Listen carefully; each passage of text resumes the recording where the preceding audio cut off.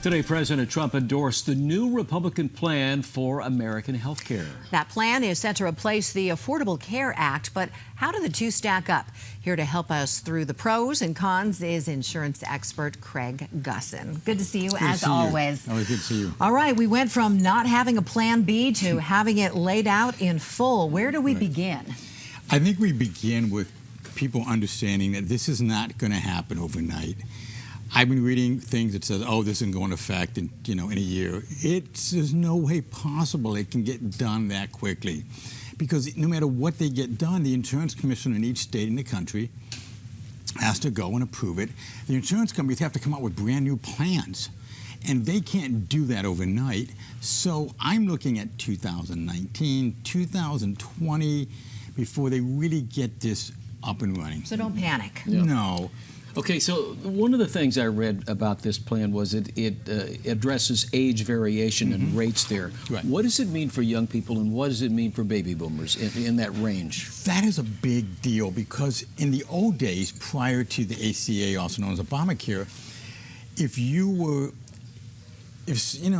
Sandy was 20-something and I was 60-something, the ratio was 5 to 1. So if I'm paying $500 a month, she's going to pay $100. Under the ACA, they dropped it to 1 to 3. So what happens is I'm still paying $500 a month, and now Sandra's paying $175. So they're going back to the 5 to 1 ratio, which is going to help a lot of the young people.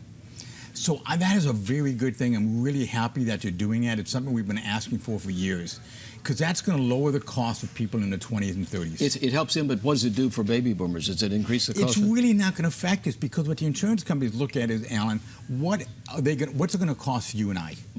And they're going to look at that, that's the price. And then they go backwards to what they're going to charge the 20 and 30-year-old.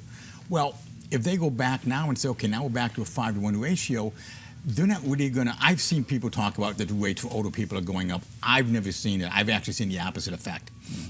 So a lot of what you're hearing and people talking about is not right. I mean, I just got back from Washington, D.C. about 2 weeks ago, and it was amazing how well everybody got along and how much they all wanted to get this done. And I kept hearing rumors that they were going to get it done this quickly, and I thought, no way. But like you guys talked about a couple minutes ago, this is just a proposal. It's the beginning.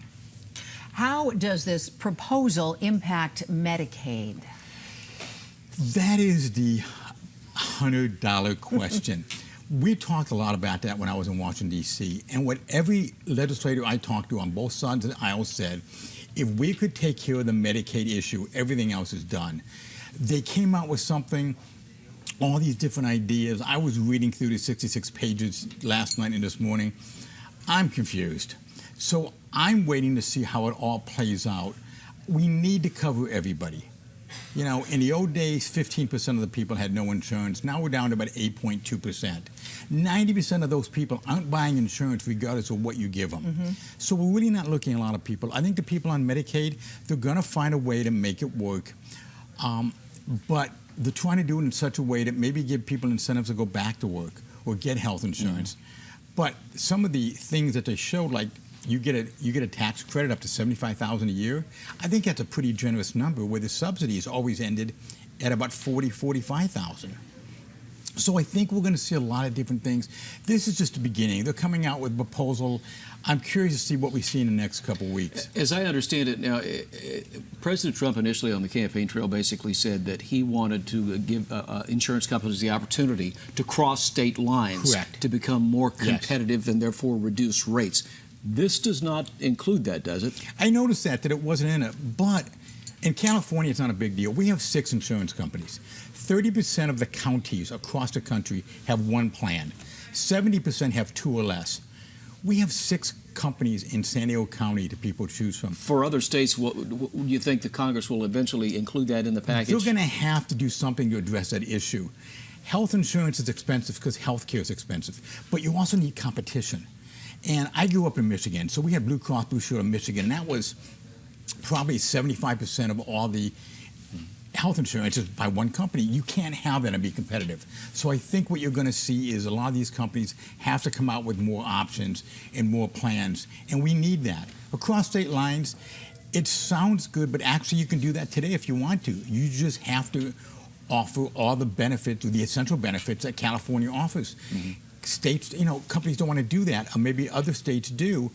I think what we're seeing is that they're going to leave it to the states and let the states decide. Again, we are a state-run plan. So regardless of what happens, it may not affect us a lot. All right. Well, the proposal is out. It's going to take a while to Yes. approve it if that happens and let it go into action. So we'll be following it closely. Greg Gussin, thank you so much. My Thanks a pleasure, lot. Senator. Good to see you.